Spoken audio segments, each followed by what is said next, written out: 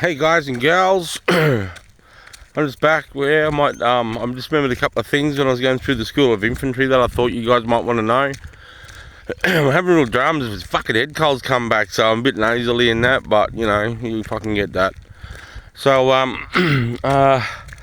okay, at the School of Infantry, when I was talking about week 8, 9, okay, because out that week, 14 days, you're doing a lot of assessments, you're doing a lot of things that you've been taught, you know, what do you call it, in the classroom. You now sort of take you out to the field environment, you know, and you learn these things, and then you go through, you get tested, and then you continue to just get better and better and better at the skills and your crafts, right? So during that week 8, 9, we're doing night patrolling. Okay, so we're in our section formation. Okay, so you have 9 men usually in a section, and you have one guy up the front, and you have a guy 50 metres behind him, 25 metres behind him. They're called the scouts. Then directly behind the second guy is a section commander. And then 25 metres, 30 metres to his direct left is the first machine gunner.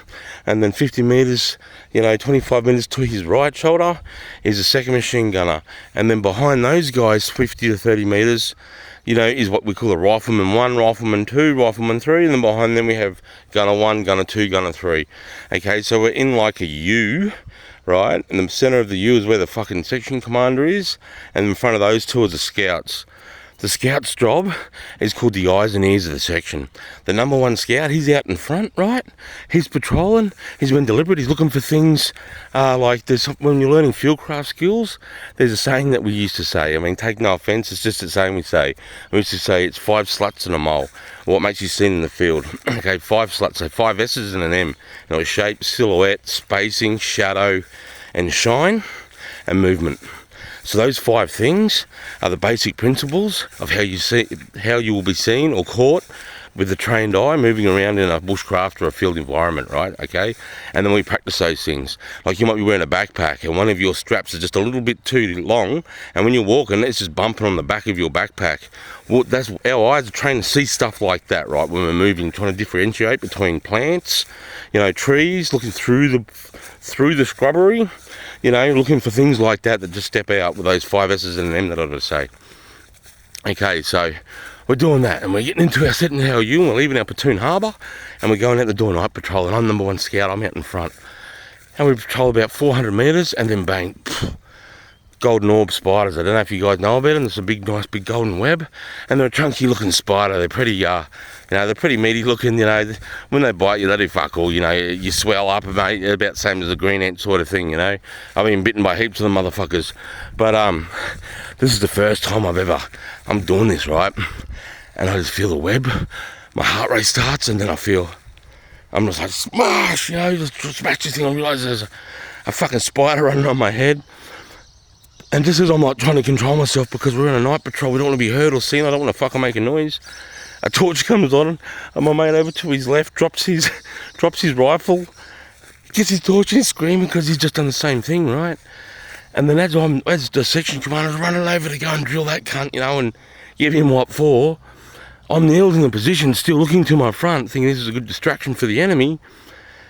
And as I'm kneeling down looking through in the direction I've got to patrol, I can see the webs and the spiders silhouetted to the moonlit sky. And I could see in the direction we're going, it was just web after web after web. And all night that night, we were just going through these webs of golden orb after golden orb after golden orb for hours and hours. And after that night, I didn't give a fuck about spiders or bugs or fucking anything, mate. Couldn't give a shit. The kids see a huntsman or a golden orb or something, I fucking just grab it and crush it with my hand. So that's one good thing out of that, is I don't give a fuck about spiders, insects or anything. I don't give a fuck about snakes. The deadly ones are, but if you're coming through an area in the field when you're patrolling, you think this, it looks like good snake country, but you can't be thinking about that because I'm looking for the 5 S's and the M's, and I'm judging distances and looking for all the things that I'm trying to do to find the enemy position, because he's going to be in a pit. I'm looking for a head standing out of a pit or a machine gunner behind a tree. So I can't be worrying about, fuck, is there a snake? This snake country. So all you do is you just step a little bit more heavier, and you pause and you step a bit more heavier, and that sends that little vibration. So if there is snakes out in front of you, they'll at least move, and then that movement will catch my eye, and I know I just need to step right or left, right? So, yeah. So I thought I'd tell you that one. You know, the kids fucking freak out about that one. And it was a long, hard night. But yeah, it's a good way to get rid of fucking fairy creeper crawlies, you know what I mean? So yeah, that was good. And what was the other thing I was going to say? Oh, I want to tell you this story about my mate working in the jungle. Okay, we're in the jungle. This is what we call the men from the mice, right? The jungle is the most difficult, hardest, mentally tormenting environment you can work in, okay? And when you're doing it tactfully and silently, and it's just raining and raining and raining and raining and raining, there's no dry area anywhere, it's just, you can't see the sun because you've got a thick canopy above you. You know, you're patrolling. Okay, so we're doing these section attacks, but that I'm telling you, it's tightened right up to a single file because the jungle's so thick. You got a guy in front with a machete sort of cut the path very slow and deliberate while we're moving through, you know, what we call covering our arcs of fire, right? Our lanes of fire. Every man as they're patrolling knows what they got to do. And so we're moving, but through the jungle, we're moving a single fire, then a fucking firefight breaks out. We're in the jungle, and now we're trying to get from a single line to an extended file so we can assault forward, right? You know, and then we break into 3 groups. We call it the rifle, scout, and the gun group.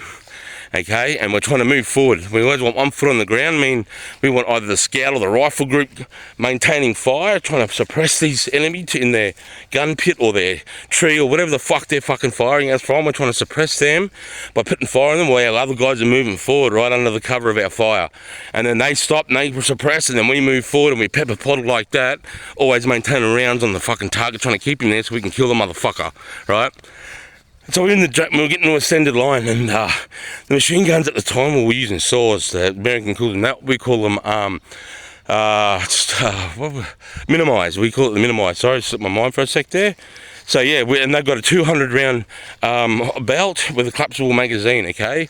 And so he's carrying, this thing weighs about 14.5 kilos.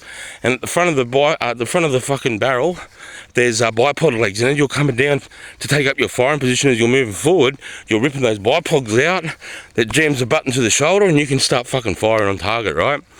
So my mate's moving around, and he pulls out the bipod legs, he does this dive over the log, and as he comes down, the bipod legs dig in, and his teeth at the back of the feed cover, it's a feed cover where we put the rounds on a machine gun, his teeth go bang to the fucking back of the feed cover, which is hard forged steel.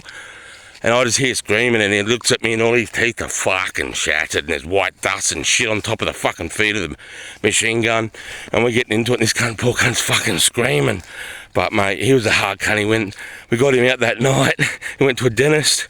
You know, he got some shit. They put these little things on his mouth. He had to wear like a mouth guard. And he was straight back out the next day, bro, fighting with us. You know, going through the torture in the jungle when he could have been sitting in a cushy fucking hospital bed, sitting back drinking some fucking lattes or whatever. But yeah. So that's a crazy story. You've seen my mate's teeth get fucking destroyed on the back of a machine gun, but yeah. As your missus, I love you too, darling. So, thanks, guys. I think it was Jay, those comments that you wrote in that video, bro. Thank you, mate. I appreciate it. I really do.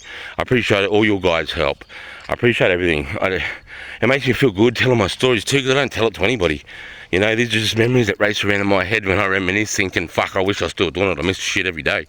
But hey, you know, I've got my own demons to deal with, and we'll talk about them another time. But love you guys. Hey, just keep being better.